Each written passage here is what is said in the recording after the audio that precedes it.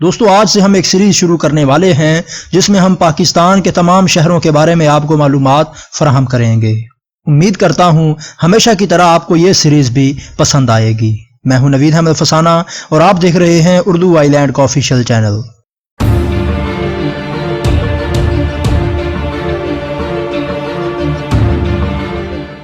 دوستو آج ہم خیبر پختونخوا کے ایک انتہائی خوبصورت شہر کی بات کریں گے، ایبٹ آباد۔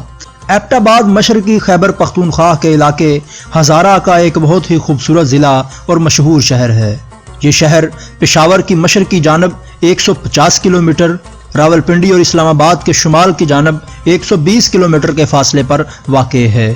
یہ شہر سطح سمندر سے 4134 فٹ کی بلندی پر واقع ہے۔ کشمیر کی خوبصورت وادی ایبٹ آباد کی مشرقی جانب واقع ہے۔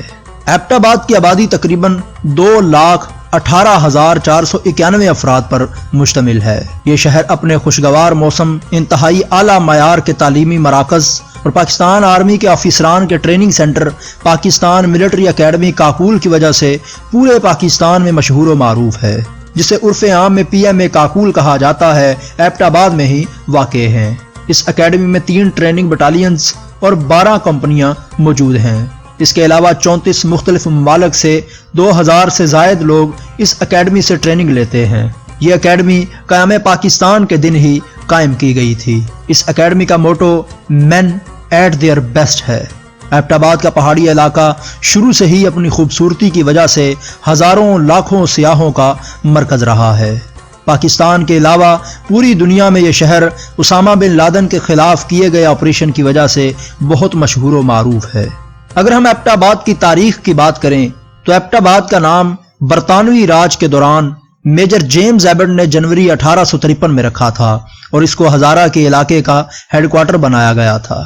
میجر جیمز ایبٹ 1849 سے لے کر 1853 تک اس شہر کا ڈپٹی کمشنر رہا تھا۔ میجر ایبٹ جب برطانیہ واپس جانے لگا تو اس نے ایبٹ آباد پر ایک نظم لکھی تھی جس میں وہ اس شہر کی تعریف کرتا ہے اور اس کو چھوڑ کر جانے کے دکھ اور تکلیف کو بیان کرتا ہے۔ 20ویں صدی کے آغاز میں یہ شہر ایک اہم ملٹری کینٹ کا درجہ حاصل کر چکا تھا، جس میں شمالی آرمی کارپس کی 2nd ڈویژن کے بریگیڈ کا ہیڈ کوارٹر قائم کیا گیا تھا۔ یہ گیریزن شہر نیٹو انفینٹری کی 4 بٹالینز پر مشتمل تھا، جس میں 5th گورکھا رائفلز اور 2 نیٹو ماؤنٹین بیٹریز بھی شامل تھیں۔ 1901 میں اس شہر کی آبادی 7,764 افراد پر مشتمل تھی، جن کی اوسط کمائی 14,900 روپے تھی۔ 1930 میں یہ کمائی 22,300 روپے تک بڑھ گئی تھی۔ اس دوران اس شہر میں Albert Victor Anglo vernacular high school, municipal Anglo vernacular high school اور ایک گورنمنٹ کی ڈسپنسری تعمیر کی گئی تھی۔ 1911 میں اس شہر کی آبادی 11,000 سے بھی تجاوز کر گئی تھی اور مزید 4 گورکھا بٹالینز کا اضافہ کر دیا گیا تھا۔ جون 1948 میں برٹش ریڈ کراس نے ایبٹ آباد میں ایک ہسپتال کھولا جس میں کشمیر سے لائے گئے ہزاروں زخمی افراد کا علاج کیا جاتا تھا۔ اکتوبر 2005 کے مہلک ترین زلزلے میں ایبٹ آباد کو بھی کافی نقصان اٹھانا پڑا تھا۔ یہ نقصان اتنا زیادہ تو نہیں تھا، لیکن جتنی بھی تاریخی اور پرانی عمارتیں تھیں وہ اس زلزلے میں نیست و نابود ہو کر رہ گئی تھیں۔ 2 مئی 2011 میں اس وقت ایبٹ آباد دنیا بھر میں مشہور ہوا جب امریکہ کے اس وقت کے صدر باراک اوباما نے یہ اعلان کیا تھا کہ ہم نے اسامہ بن لادن کو اس کے کمپاؤنڈ میں ہلاک کر دیا ہے۔ بعد میں فروری 2012 میں پاکستانی حکام نے اس کمپاؤنڈ کو گرا دیا تھا۔ ایبٹ آباد چاروں اطراف سے ساربان کی پہاڑیوں سے گھرا ہوا ہے۔ ان پہاڑیوں سے مقامی لوگ اور سیاح پورے علاقے کا ویو دیکھ سکتے ہیں۔ ایبٹ آباد کا مقام اور اس کی خوبصورت چوٹیاں گرمیوں اور سردیوں میں اپنے خوشگوار موسم کے باعث سیاحوں کو اپنے جادو میں جکڑ لیتے ہیں۔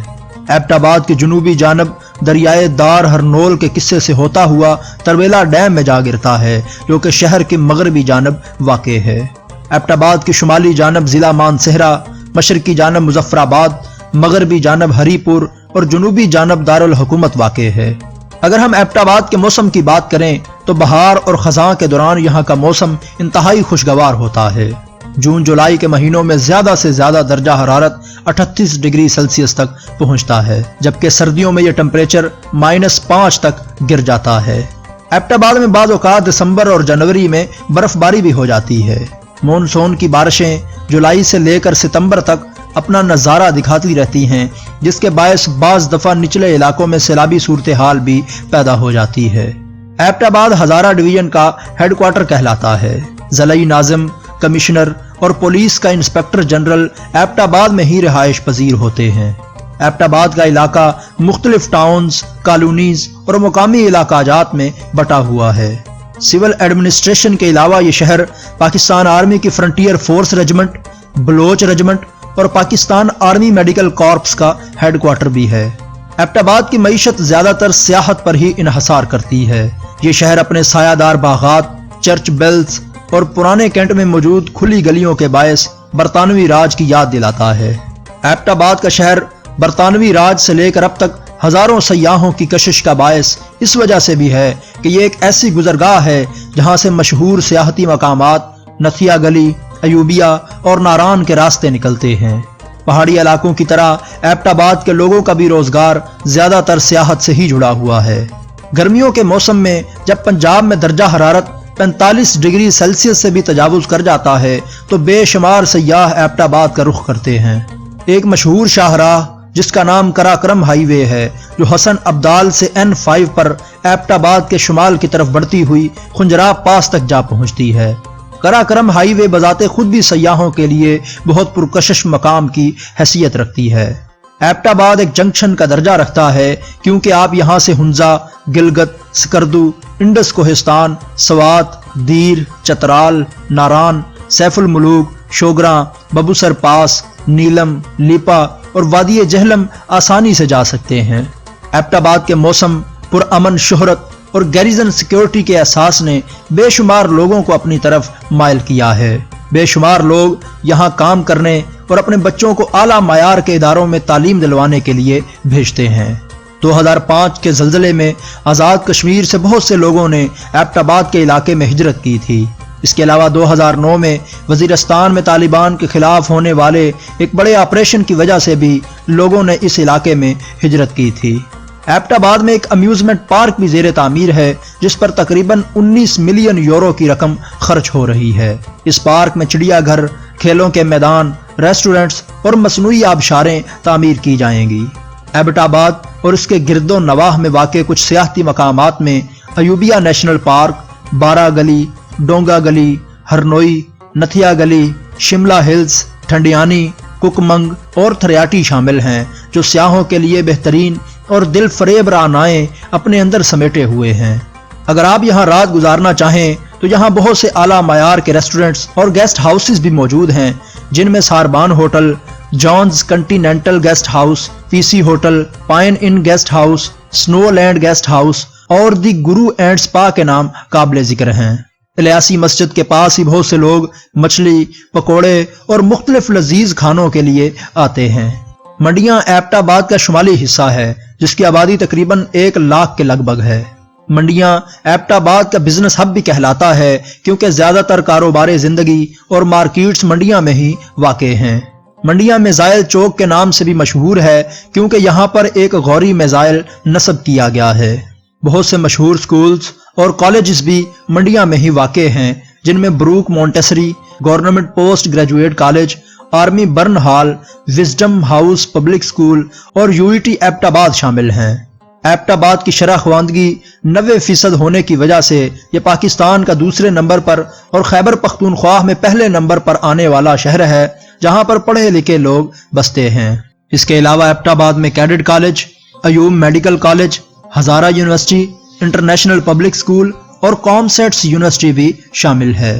الیکٹرانک اور پرنٹ میڈیا ایبٹ آباد میں اپنا کردار بہت اچھی طرح ادا کر رہا ہے۔ کیبل نیٹ ہزارہ اس علاقے کا سب سے بڑا کیبل آپریٹرز کا ادارہ ہے جو عوام الناس کو تمام پاکستانی چینلز تک رسائی دیتا ہے۔ K2 ٹی وی اس علاقے میں ہندکو زبان کا ایک بہت مشہور چینل ہے۔